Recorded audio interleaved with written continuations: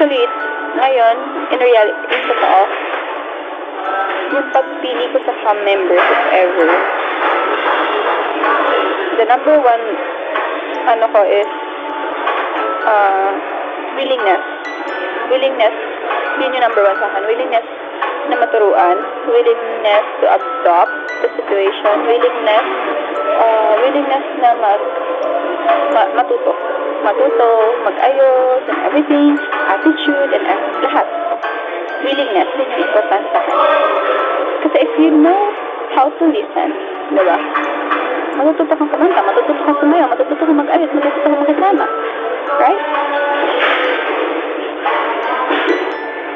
Hindi, well, one of the factor kasi din ang followers. But, if you have followers, pero hindi maganda yung attitude mo, that's nonsense. Nung nag-audition kasi sila, may isang camera, tapos may TV. Napaka-importante kung ano yung itsura nila sa rehistro nila sa camera. Tinitignan din namin. Importante yun. Dapat yung rehistro mo din sa camera okay. Hindi lang sa idol vibe.